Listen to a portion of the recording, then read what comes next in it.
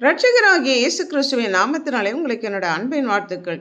இன்றைய நாளின் தியானத்துக்காக தேர்ந்து கொள்ளப்பட்ட வேத வசனம் நெகேமியாவின் புஸ்தகம் 1வது அதிகாரம் 11வது வசனம்.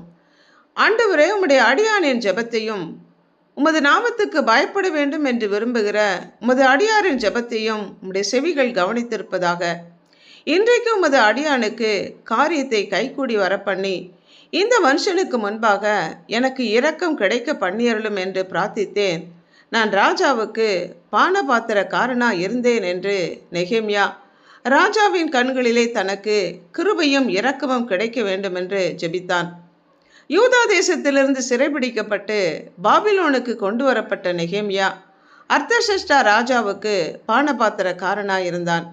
யூதாவில் இருந்து வந்த சகோதரர்களிடம் எருசலேமை குறித்து விசாரித்த போது சிறையிருப்பிலிருந்து மீண்டு இருக்கிறவர்கள் மகா தீங்கையும் நிந்தையும் அனுபவிக்கிறார்கள் என்றும், எருசலேமின் அலங்கம் இடிக்கப்பட்டதும் அதன் வாசல்கள் அக்கினியினால் சுட்டெரிக்கப்பட்டதையும் கேள்விப்பட்டு உட்கார்ந்து அழுது சில நாளாய் துக்கித்து உபவாசித்து மன்றாடி ஜெபித்தான்.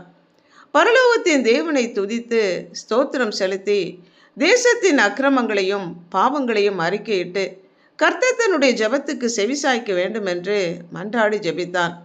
ஜனங்கள் மனம் திரும்பி தேவனுடைய கற்பனைகளையும் கட்டளைகளையும் கைக்கொண்டால் பூமியின் கடையாந்தரத்தில் இருந்தாலும் கூட்டி சேர்த்து கர்த்தருடைய நாமம் விளங்குகிற இந்த ஸ்தலத்துக்கு கொண்டு வருவேன் என்று தேவன் சொன்ன வார்த்தையை நினைத்தருளும் என்று ஜெபித்தான்.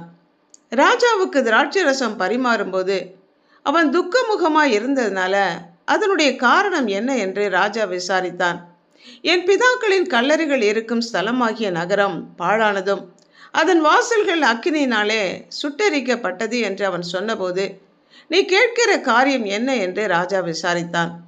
ராஜாவுக்கு சித்தமாயிருந்தால் யூதா தேசத்திற்கு நான் சென்று என்னுடைய பிதாக்களுடைய கல்லறைகள் இருக்கும் அந்த பட்டணத்தை கட்டும்படி எனக்கு உத்தரவு கொடுக்க வேண்டும் என்று அவன் வேண்டிக் கொண்டான். அவன் வேண்டிக் கொண்டதை ராஜா அவனுக்கு அருளினார்.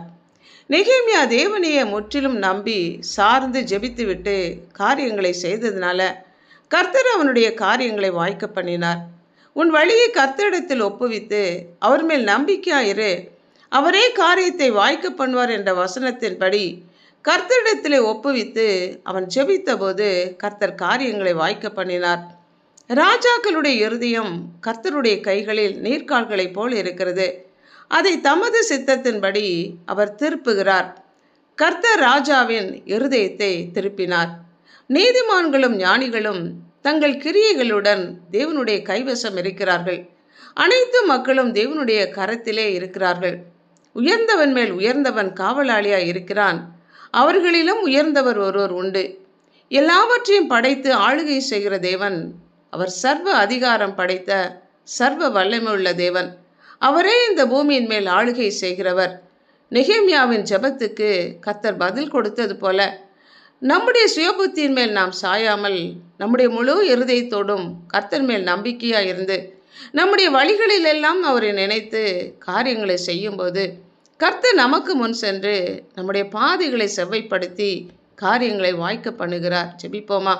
அன்புள்ள ஆண்டவரே, நெகேமியா தன்னுடைய தேசத்திற்காக ஜெபித்து பதிலை பெற்றுக்கொண்டது போல நாங்களும் எங்களுடைய தேசத்துக்காக ஜெபிக்கிற ஜெபத்தை கர்த்தர் கேட்டு எங்களுடைய தேசத்தின் பாவங்களையும் கர்த்தர் மன்னித்து எங்கள் தேசத்துக்கு க்ஷேமத்தை தரும்படியாய் எங்களை அர்ப்பணித்து இயேசு கிறிஸ்துவின் நாமத்தினால் ஜெபிக்கிறோம் பிதாவே.